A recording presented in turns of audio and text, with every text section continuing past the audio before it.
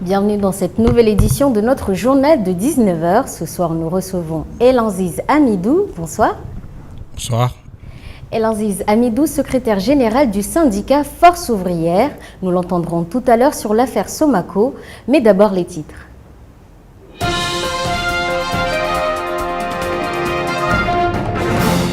Ce matin a eu lieu la dernière séance plénière avant les élections départementales. Au programme, le débat d'orientation budgétaire. Plus de détails dans ce journal. David Weber, un ancien salarié de la Somaco, dénonce mauvaises conditions de travail, vente de produits périmés, l'affaire risque de faire grand bruit. Reportage. Enfin, à l'occasion de la journée de la femme, différents événements étaient organisés hier dans toute l'île. Direction Mlia, où un tournoi de football féminin et un défilé de mode étaient organisés. Nous y reviendrons à la fin de cette édition.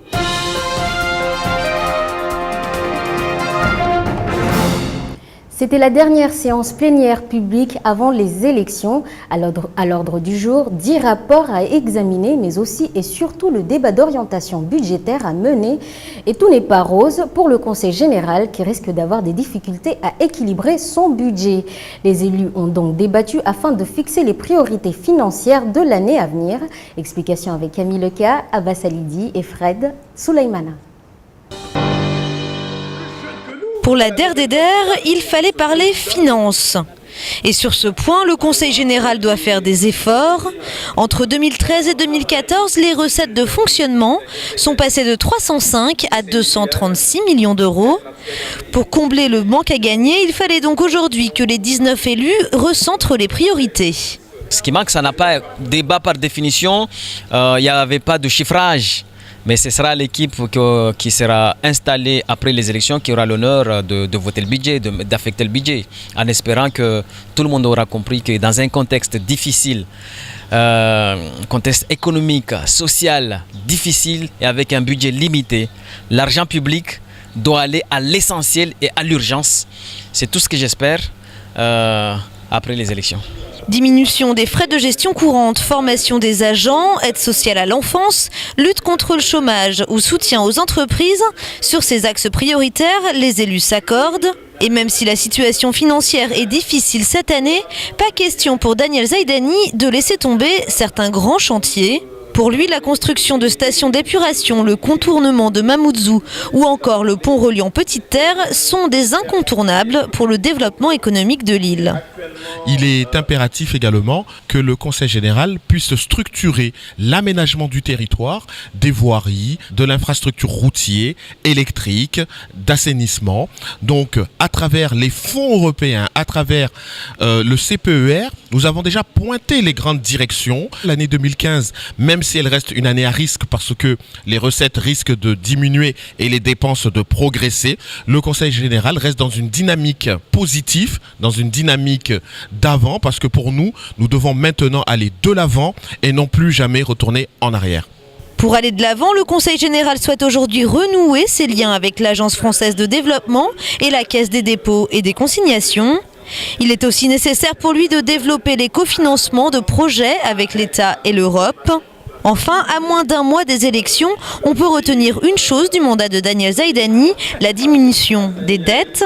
Elles sont passées de 135 millions d'euros en 2011 à 109 millions d'euros en 2014. Monsieur Elanziz Hamidou, le Conseil général doit refixer ses priorités. C'est ce qu'il doit faire justement actuellement ? Écoutez, moi je suis pas là pour définir les orientations du département. Donc moi je suis syndicaliste, je ne suis pas politicien. Je prétends pas faire de la politique. D'ailleurs, je n'ai pas besoin de faire de la politique. Mais toujours est-il, c'est que je constate que il y a un conseil général qui essaye de faire son travail, hein, qui essaye de trouver des moyens pour bien faire avancer le département, mais toujours se pose la question du financement. Donc c'est un gros souci qui, à mon sens, ne devait pas se poser, s'agissant d'un jeune département. Et pour moi, je l'ai tout le temps dit, c'est qu'il faut des efforts. Et les efforts, ça doit venir de là-haut. On doit avoir une politique d'ensemble propulsée par l'État. Donc on doit soutenir le Conseil général de Mayotte, on doit soutenir le département de Mayotte parce qu'on en a besoin. Si on laisse tout seul le Conseil général régler le problème de Mayotte, je pense que ce retard-là, on va le rattraper jamais. Donc plus que jamais, il va falloir que les efforts, ce soient des efforts consentis de part et d'autre, que ce soit l'État, l'Europe, le département. Toutes ces administrations-là doivent conjuguer leurs efforts et leurs moyens, que ce ne soit pas que les moyens du département pour faire avancer Mayotte. Donc moi, le vœu que je formule, c'est que l'État entende les souffrances des Mahorais, que l'État participe pleinement dans cette relance du développement de Mayotte. Merci, on vous entendra tout à l'heure sur l'affaire Somako. On enchaîne avec cette affaire à Kombani. Le calme revient à Kombani après 2 jours de fuite. L'auteur présumé du meurtre d'une femme et de violences sur 3 autres membres de la famille a été interpellé hier par la gendarmerie. Il a été placé en garde à vue et devrait être présenté au juge d'instruction dès demain. Il est poursuivi pour meurtre et violences volontaires avec armes. Résumé de la journée avec Camille Leca et Nourdine Abdourahim. C'est ici que Bob, auteur présumé du drame familial qui s'est joué à Kombani vendredi matin, a été arrêté. Il se serait caché dans ce chantier sur la route de Kahani pendant 2 jours, avant qu'un policier municipal ne le retrouve. Les gendarmes sont ensuite arrivés pour l'interpeller aux alentours de midi. L'homme, âgé d'une 30aine d'années, s'est rendu sans opposer de résistance. Le procureur de la République, Joël Garrigue, a confirmé l'information dans l'après-midi. Il a tout de suite été placé en garde à vue par les enquêteurs de la section de recherche de la gendarmerie nationale. Il sera présenté au juge d'instruction demain mardi. Le corps de la victime sera aussi autopsié dans la matinée. Les 3 autres victimes de blessures, dont un enfant de 7 ans, sont aujourd'hui hors de danger. Le procès de l'auteur présumé poursuivi pour meurtre et violence volontaire avec armes devrait se tenir d'ici 18 mois à 2 ans devant une cour d'assises. Il encourt la réclusion criminelle à perpétuité. Et après cette arrestation, les habitants de Kombani se sont réunis pour une marche blanche en fin d'après-midi. Objectif, apporter leur soutien aux victimes et condamner cette explosion de violence. 2 jours après le drame, la population était encore sous le choc. Plus de précisions avec Camille Leca, Nourdine Abdourahim et Fred Souleymana. Il est 17h. Avant d'arpenter les rues, la population s'est réunie pour une prière.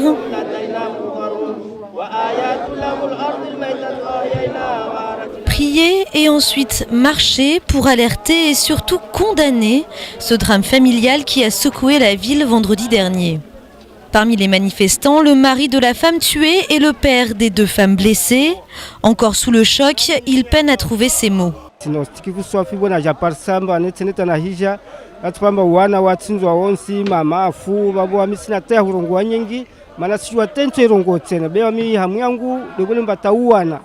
umtiti mbole wansipinya wau tsinzangwa tsinzangwa bwa musila mahati mengi ya hurongwa masina tentu shino nirongwe tsena bya kutsanirongwe liwe kame basi wa tsina tsena.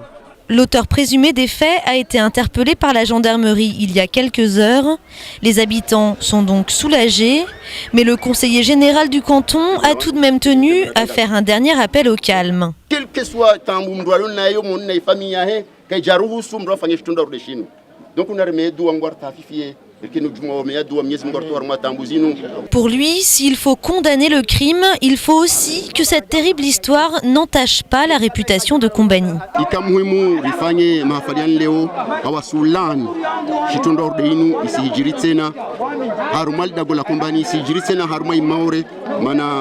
kabla ya hizo rongo wasmana dama Islamu wasma Islamu na harmai dini yetu iharamijisiwa watu ufanya tendo za ukatili urudi hizo. Preuve que la solidarité a opéré pour soutenir les victimes et leurs familles.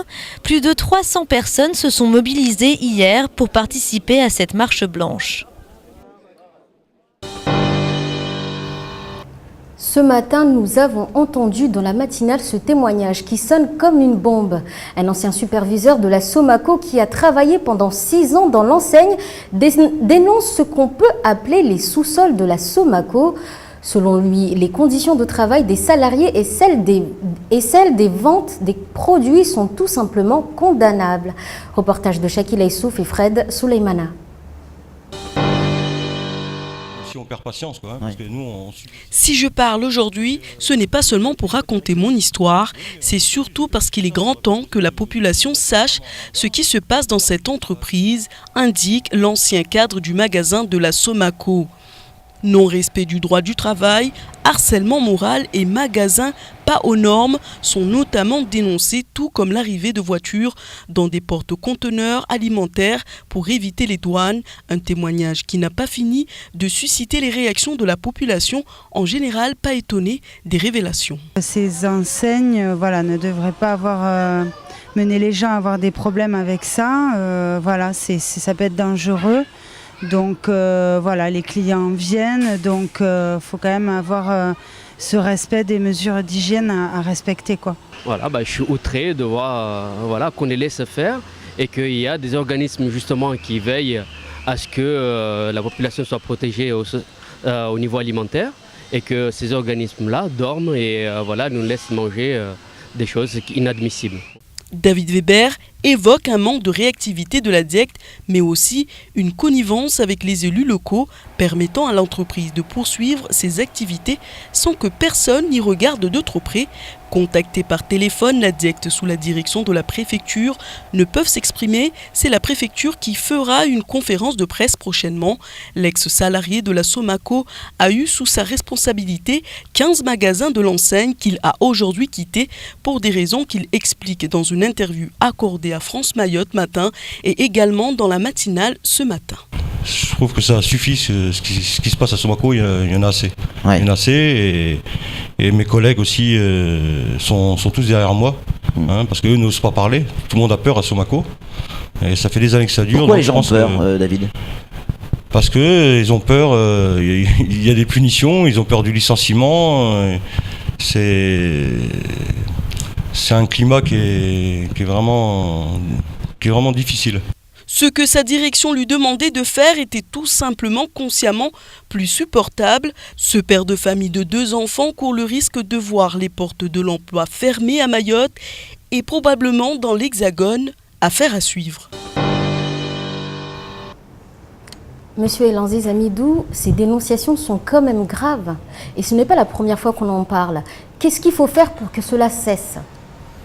Écoutez, moi je la prends comme vous. Mais vous savez très bien qu'à Force Ouvrière, nous avons aussi une association de consommateurs, la FOC. Donc je compte dès demain actionner cette association-là pour qu'on fasse la lumière, toute la lumière sur cette affaire-là. Parce que moi, je ne trouve pas les mots pour condamner ce comportement qui vient d'être dénoncé. C'est inadmissible qu'une enseigne telle que Somaco se livre à de telles pratiques. C'est inhumain ce qui se fait, et il en va de la santé publique des consommateurs. Donc, il est inadmissible d'entendre des choses comme ça, passer comme étant des banalités. C'est pas banal ce qui vient d'être dénoncé, et nous, en Force Ouvrière, on va s'y atteler, on va travailler à ce que la lumière soit faite sur cette affaire-là, et s'il y a des responsabilités, et que ces responsabilités-là puissent être prises par ceux qui sont les auteurs de ces comportements-là. Donc aujourd'hui, je ne peux pas tellement m'avancer dans les détails des choses, mais ce qui a été dit, j'en prends acte, et dès demain, je vais actionner l'association Force Ouvrière de Mayotte pour qu'on puisse justement trouver des solutions qui conviennent pour que à l'avenir de tels comportements-là ne puissent pas être comme des choses comme ça qui se font sans être punis. Il ne faut pas que la SOMACO se comporte comme ça en toute impunité. Il va falloir que tout le monde se concentre, que ce soit les services de l'État, que ce soit nous, les organisations syndicales, pour condamner fermement ces genres d'actes et pour faire en sorte à ce que ces genres d'actes-là soient punis. Parce qu'il est bien beau que le petit Maoré qui fait des bêtises, il se retrouve devant les juridictions et il est condamné avec beaucoup de sévérité. Donc quand il s'agit du grand patronat qui se livre à des actes comme ça, moi je demande à ce que des sanctions soient prises.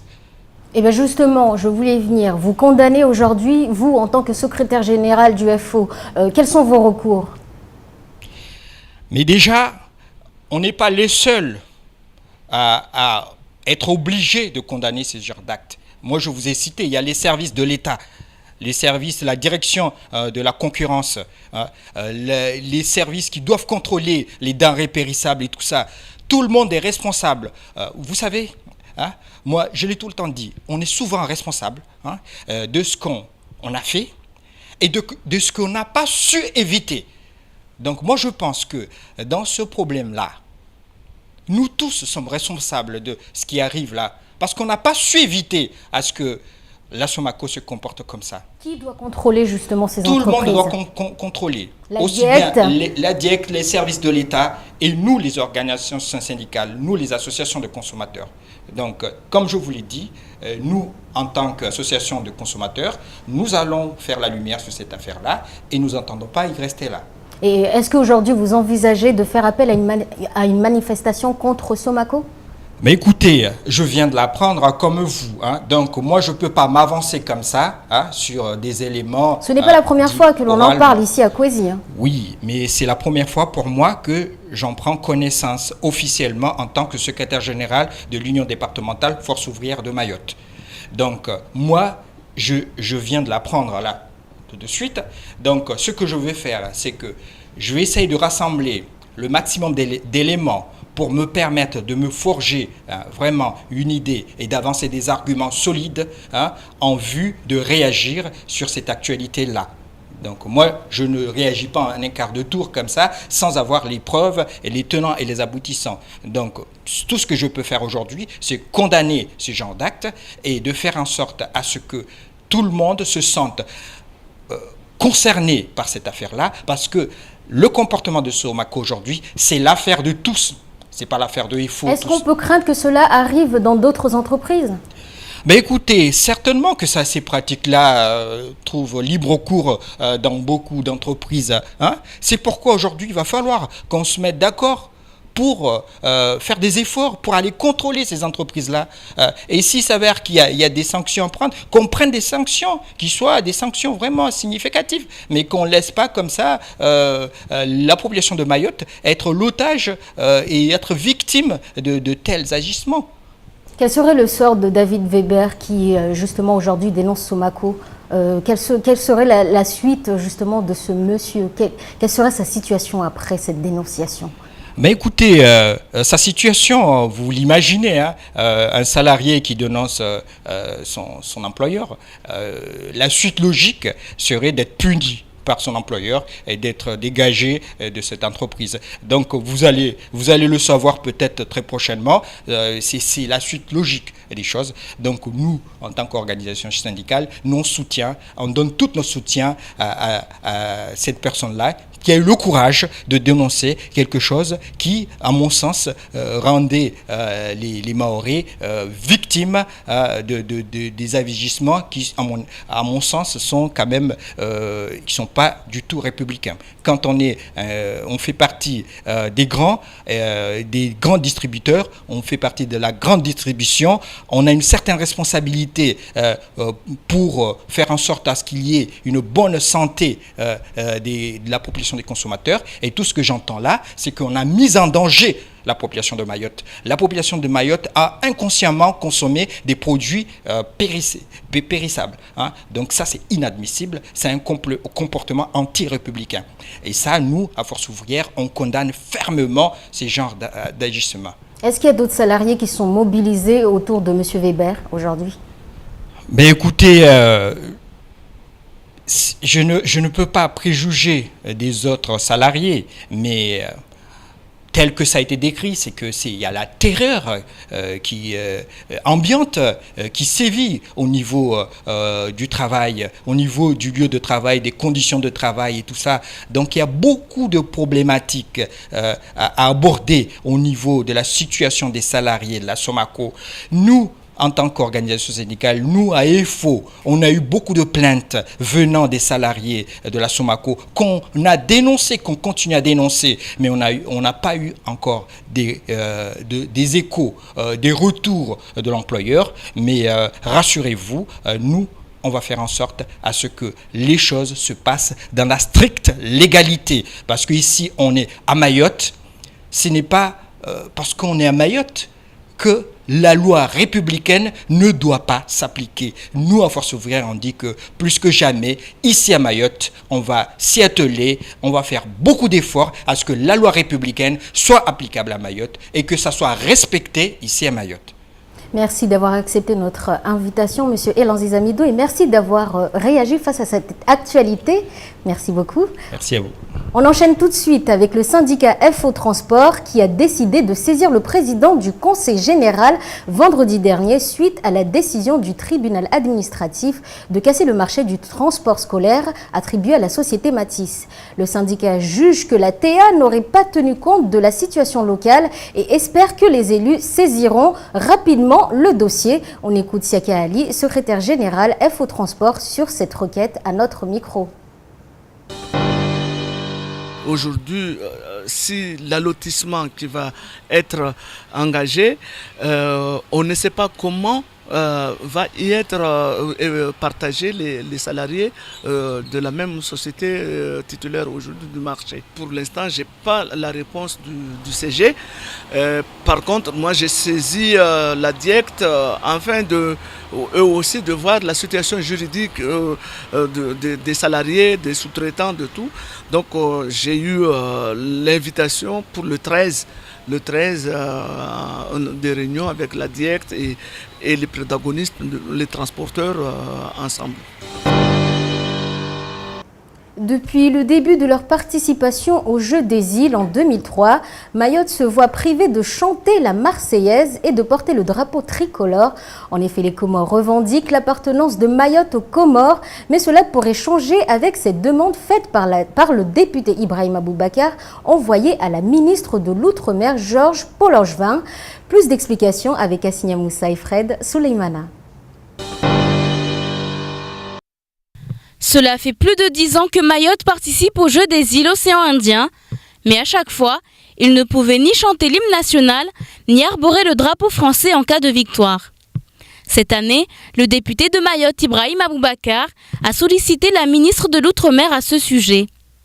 Et Georges Polangevin lui a répondu favorablement. Une bonne nouvelle pour les Mahorais. C'est une bonne chose, parce que déjà Mayotte est française. Et c'est sympa d'avoir le drapeau français à montrer à tout le monde. Voilà, du coup, on est français, la fierté française et tout ça. Ouais, je pense que ça serait une bonne chose. Et puis après, ça serait une bonne chose. Voilà, aujourd'hui, Mayotte est français, département, tout ça. Voilà, c'est avec tout ce qui va avec, donc il faut assumer. Hein. Il faut prendre l'hymne national, il faut avoir le drapeau. Et puis après, si je vois pas qu'est-ce qui empêcherait en fait de porter ça, quoi. Dans un courrier daté du 6 mars, la ministre a appuyé la demande du député mahorais en soulignant que la départementalisation de Mayotte en 2011 et sa repaysation en 2014 sont deux faits qui remettent en cause les décisions précipitées dans la charte des Jeux qui date de 2009. Le comité régional olympique et sportif en est satisfait. Par rapport au courrier de la ministre, cela constitue une grande avancée pour les Jeux des îles. Donc le courrier qui a été adressé au député Ibrahim Aboubakar qui dit en clair que le gouvernement s'engage à ce que Mayotte puisse prendre toute sa place à ce niveau-là. La ministre a saisi le ministère des Affaires étrangères afin que les mesures nécessaires soient prises. Il faut maintenant que le 101e département ait toute sa place en tant que collectivité française dans les prochains Jeux olympiques prévus en août prochain. Un changement donc pour cette 9e édition qui ne se déroulera non plus ici à Mayotte comme l'aurait souhaité Daniel Zaidani, mais à La Réunion. L'attractivité touristique à Mayotte serait en berne, une situation qui toucherait particulièrement les villages du nord de l'île, à quoi les restaurateurs sont inquiets. Plus de détails avec ce reportage de Shakila Issouf et Leslie Vimenet. Je vais te faire visiter les bangas traditionnels qu'on a inaugurés vendredi. Baby-foot, table de billard, cadre reposant et même 5 petits bangas traditionnels pour permettre à la clientèle de dormir sur place. Mais depuis l'inauguration des bungalows vendredi dernier et malgré les vacances scolaires, les lieux sont déserts. Pour Latéral, chanteur emblématique d'Aqua, c'est la mauvaise réputation de Mamoudzou qui entache l'image de toute l'île au lagon. Du coup, les touristes extérieurs se découragent. Maman Joe, il a tout mis les ingrédients qu'il faut, mais ça marche pas. C'est rarement c'est les gens qui sont au lycée ici, qui vont les périodes scolaires, les gens vont venir à Maman Joe. À part ça, c'est rarement les gens qui vont se déplacer. Située en bord de la plage, la marine a tous les ingrédients pour séduire les touristes, mais seuls les habitués fréquentent les lieux. Mais cette clientèle locale ne suffit pas à renflouer les caisses. Après avoir investi plus de 6 000 € pour construire 5 petits bungalows qui permettent aux visiteurs de dormir sur place moyennant 18 à 25 € la nuit, le restaurant Gîte affiche 0 client. On fait de gratin de papaye, salade de papaye à chaque fois, de riz au coco, du poulpe, du kangué, pas mal de repas locaux en fait, pour proposer aux touristes ce que nous on mange chaque jour à Mayotte. Comme là, on vient d'inaugurer 5 petits bungalows traditionnels en feuilles de cocotier. On essaye de faire voir aux touristes comment nous, les Maoris, nous on vit ici à Mayotte et comment on a vécu avant. Autorisation temporaire de 9 à 10 ans renouvelable, licence d'alcool, autorisation d'occupation des sols. Maman Joe a mené toutes les démarches nécessaires pour son projet. Elle a même été soutenue par la mairie, l'ADEAL et la préfecture. Mais toute l'île au lagon souffre du manque de touristes. Alors le cas de la marine n'est malheureusement pas un cas isolé. La tempête à La Réunion, un Chia Bamana qui interpelle la ministre de l'Éducation nationale. C'est l'heure de l'actualité en bref.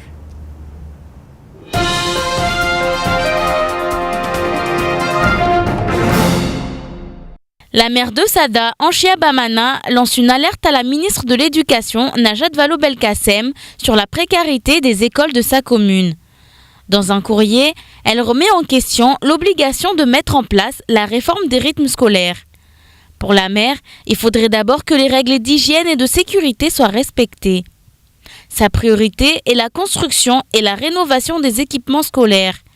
Un chantier qu'elle estime à 11,6 millions d'euros. En conclusion, Anchia Bamana invite même la ministre à se rendre à Mayotte pour dresser un bilan. Une convention de partenariat sera signée demain à 9h30 entre l'ADI Mayotte et le Pôle emploi. Aussi, une remise du prix au lauréat du concours national Créadi, catégorie développement durable, sera organisée. La présidente de l'ADI, Catherine Barbarou, sera présente. Les lauréats au concours Photo des femmes et des Outre-mer ont été récompensés ce samedi. La cérémonie a été présidée par le sous-préfet Jean-Pierre Frédéric, le nouveau secrétaire général en charge de la cohésion sociale Guy Fitzer et la déléguée aux droits des femmes Noéra Mohamed. Un bouquet de fleurs et une lettre de félicitations venant du préfet leur ont été remis. Le service Météo France annonce que 2 systèmes dépressionnaires circulent actuellement dans le sud de l'île. Ces tempêtes génèrent des vents atteignant les 40 km/h, mais rien d'inquiétant, contrairement à La Réunion, où en ce moment une perturbation est signalée et de fortes pluies sont enregistrées. À cause de cette mauvaise météo, les vols au départ de l'aéroport de Saint-Denis accusent des retards. Une situation qui pourra avoir des conséquences sur le trafic aérien entre Mayotte et l'île Bourbon.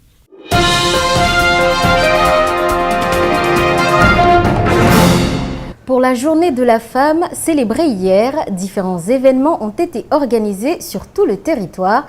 À Mlia, on a pu assister à un tournoi de football féminin organisé par la grande équipe l'AS Tchanga et aussi un défilé de la styliste Mouanesha Ariti. Quelle place la femme mahoraise a-t-elle dans la société actuelle? La réponse sur ce reportage.